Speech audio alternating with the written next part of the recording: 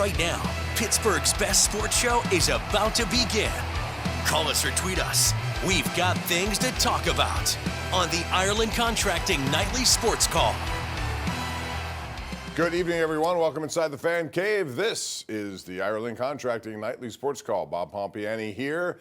Andrew Fillipponi is there magically at 93.7 The Fan. We invite you to call the program at 412-575-2600. I have a lot to get into. We're going to start with the Pirate news of the day, Andrew, because the Pirates now have brought in another hitter. And these three guys, whether it's Brandon Lau, Ryan O'Hearn, or today Marcell Ozuna, when you put up their numbers from last year, you're going to add about 70 home runs to this team that was really struggling for power. They only had 117 home runs last year as a team, so these three will certainly help it. He's 35. He's coming off a bad year. He's had some baggage like a lot of athletes do these days. Your overall thoughts about this acquisition? That's something that obviously Pirates fans have clamored for and complained about for a long time.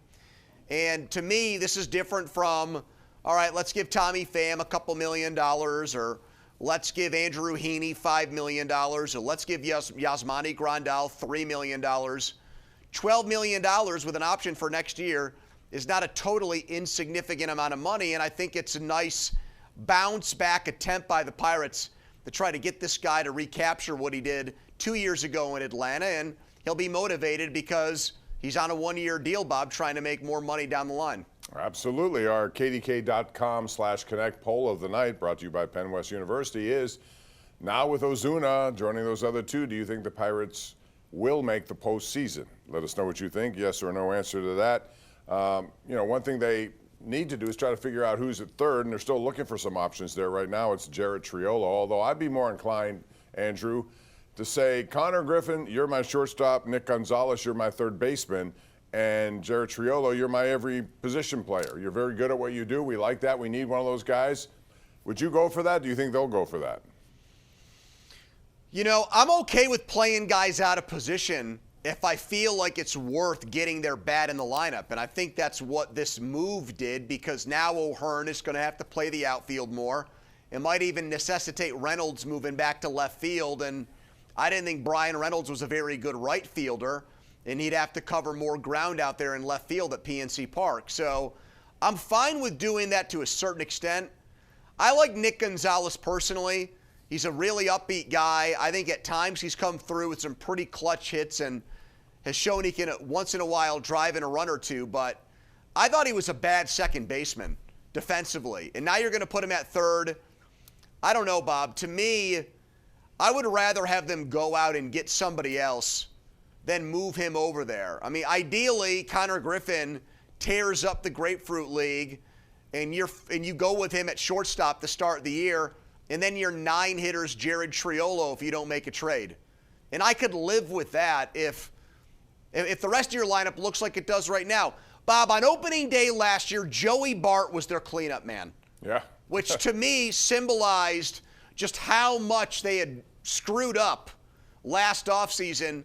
And now I think conservatively, they've got 5 good hitters. And if O'Neal Cruz could get his head out of his rear end, you might have 6 really good hitters in this lineup. 7 if Griffin is on the team opening day and is everything he's made out to be. Guys like Ozuna and O'Hearn and Lau will make everyone else in that order a little bit better, I think, just because of what they bring to it. And, if you get on base, things can happen. 412-575-2600. The downside of this is that it looks like Andrew McCutchen's career is over as a Pirate, and maybe over altogether. We'll talk about that when we come back. We want your phone calls. Also talk about the Super Bowl, what happened yesterday. 412-575-2600. It's the Ireland Contracting Nightly Sports Call.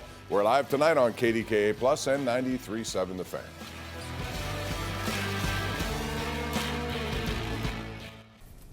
All right, this is our Xfinity tweet of the night. It comes from Julian Scott, MLB. The Pirates are not quite done this offseason. After some more solid additions in Ozuna, O'Hearn, and Lau, the Pirates remain very active in the trade market, according to this report. One name they've kept close tabs on is third baseman Mark Vientos from the Mets. Mets have a couple of guys there. If they're going to make a deal, that would be a good place to go. I don't know if the Mets want to make a deal or what they would want in return, but that would be an answer to your third base situation. Andrew, how do you think they stack up with regard to the rest of this division? Because while Milwaukee hasn't done much, I think they've gone a little bit the other way, although I always count them in for what they represent. Cardinals don't look like a very good team, but the Cubs and the Reds certainly do. In fact, they've added on. How do you see the Pirates stacking up? Well, I still think the Cubs are the class of the division. Even though Milwaukee won the division last year, the Cubs made the playoffs. They brought Alex Bregman over from the Red Sox, and they made the Edward Cabrera trade with Miami to get another arm in their rotation. I think they have a very formidable pitching staff. I don't see, other than maybe their bullpen, real holes in that team. Milwaukee, I agree with you. To me, I thought that they overachieved last year, and now Freddie Peralta's gone, and they traded Durbin today to the Red Sox. I think they'll take a step back. I feel like Cincinnati is just an average team, and their record last year backed it up with 83 wins. And I feel like the Pirates can do better than that. I think the Pirates right now are a team that's probably, in my mind, a slightly above 500 team. And if things break their way, if their pitching staff really takes off, and these additions take hold here, Bob, I can honestly see them competing for a playoff spot. I think the Cardinals are a complete doormat franchise. It's crazy what's happened to them. I think they're now clearly the team that's in rebuild mode and is not interested in competing this year. So it's a 4-team race in the division. I'd favor Chicago, but I wouldn't count the Pirates out. And it's been a long time since I felt that way about a Pirates team in February with pitchers and catchers about to report. Yeah, I would agree. I think they're knocking on the door. They need to get a little bit more, but I think if the pitching holds up, and I would like to see one veteran pitcher come in here as well. 412-575-2600. The phone lines are jammed. Let's go to our number one Cochran Go One Better caller of the night, and that's Bob in the North Hills. Hello, Bob. I would agree. I think the bottom line doors, they need to get Bob. a little bit more. So I think if the pitching holds up. Bob, don't pay attention to your television. One last chance. Oh, Bob. You'll have to call back. Sorry about that, Bob. Instead, our number one Cochran Go One Better caller of the night is Don in Uniontown. Hello, Don. Hey, guys. Wanted to say something about the Ozuna acquisition. Regardless of the season he had last year, I'd rather have Ozuna at the plate with runners in scoring position than Henry Davis, who hit 167, Jack Sawinski, who hit 147, or Jacob Triola. The other thing I want to talk about tonight is Pitt basketball. Only been in the region for a couple of years, but I do remember the days when Pitt was very good in the Big East. What was the thinking in them moving to the ACC? Because I don't know anything about that at all. Well, first of all, you're right. I was there Saturday, and it's just a dead kind of crowd. And tomorrow they got Duke coming in here, and Duke is a 17-point favorite coming off a buzzer-beating sort of loss to North Carolina, so they won't be in a good mood. But the ACC was, I think at that point, that's when teams are scrambling and programs are scrambling to figure out which made sense for them, all aspects considered. I still miss the Big East days, but I don't think there was a better place for Pitt at the time, program-wise, than the ACC. Did you back then, Andrew? Probably the Big Ten, but the Big Ten already had Penn State, right. So they were not going to take another team in this area. They already felt like they had things covered with Penn State. I mean, that would be a better situation because the Big Ten generates a lot more money than the ACC, but at the time, I really wasn't thinking that way. The Big East was falling apart from a football standpoint, and they needed to get to a conference that could accommodate Pitt football. And the ACC did that, and I think at the time it was looked at as a really good move. Now, you ended your historic rivalries and traditions within the Big East, and I still favor those to what they have now in the ACC. But, I yearn for a lot of things in college sports that have gone away. And the old Big East conglomeration with those teams I thought was vastly superior than the setup they have now, and it's, I think, negatively affected Pitt's basketball program. But I mean, if they had stayed in the Big East, I don't know where Pitt football would be right now. Would it be in the American Conference? Would it be independent like UConn football? That's a huge money generator, and you'd lose that to keep a relevant basketball team. That's not a good trade.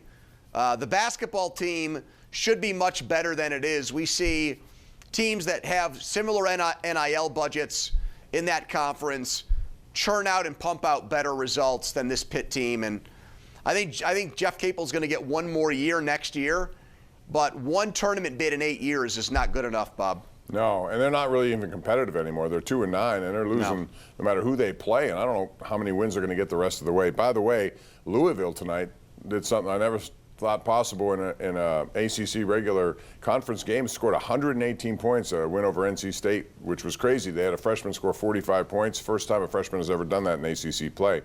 Let's go out to Chuck in Uniontown. Always interested in what the Pirates are doing, and maybe Chuck would think that this is going to be something that he wanted to see. Do you want more, Chuck? Yes, first of all, thanks, fellas. Yes, I do. I would still like to see an upgrade offensively at third base, but because I think, and I hope it's not the case, but I'd like to see a little more balance, because you have to think of the possibility that it'll still be good. But what if the pitching is not quite as good as it was last year? You might need a little more balance, and you might need to score more runs. Yes, I would like to see. I would like to see a little bit more, and I also have concerns about the defense. You know, if you're moving guys out of position, you're going to weaken yourself defensively. Yeah, they're going to have a lot of different people switching around. They got platoon situations going. I'm not necessarily a fan of that. I don't mind one position, but they may have it in multiple positions. So their pitching better be as advertised. Also, and Vientos would not make that any better, by the way. We had that tweet of the night. He's a horrible defensive third baseman. Yeah, but if they want him, they want him for this bat, right? That's the upside. Well, I know, but I'm just saying, if you trade for him, you've basically got 7 of your 9 defenders are bad. And that's fine. I mean, okay, you're going to try to win games 9-7 or whatever, or strike people out, but you'd better hold your breath when the ball's in play. If he's going to be your third baseman and Reynolds is going to be in left field and Cruz is in center field, no Hearns in right field, and Lau is not a very good defensive player either, Bob, at second base.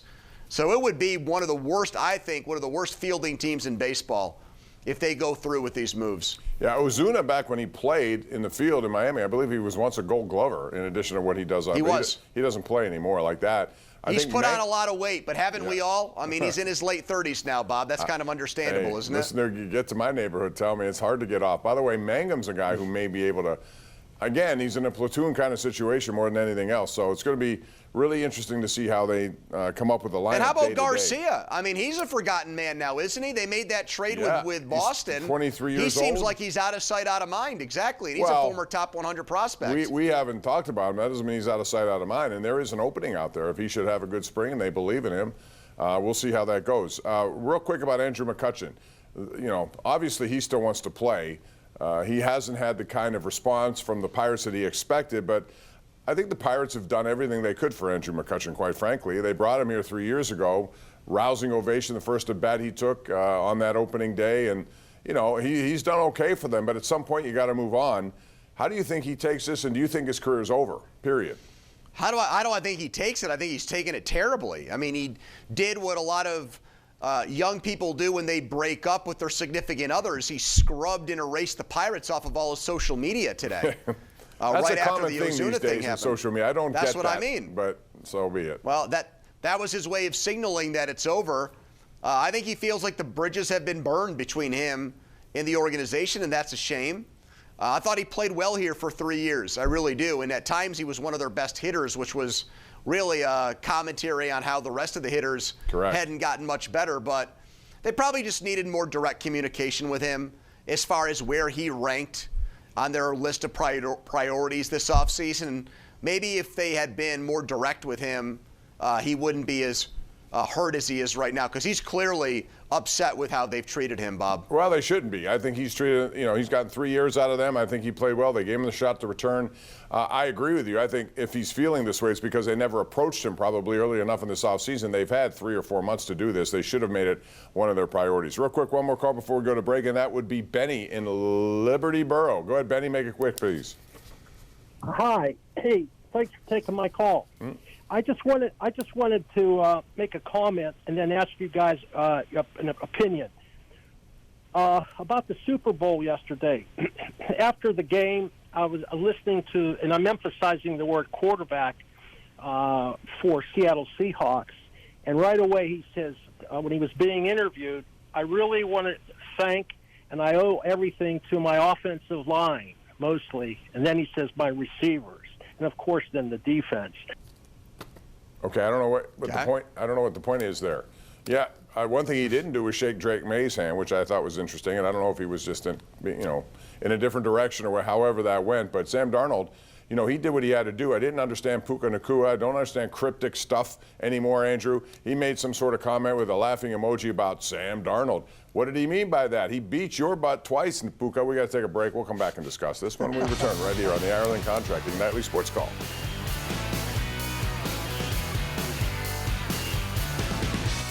Golf season is underway. The Waste Management just ended yesterday with a surprise winner, Chris Gotterup. But how about tonight?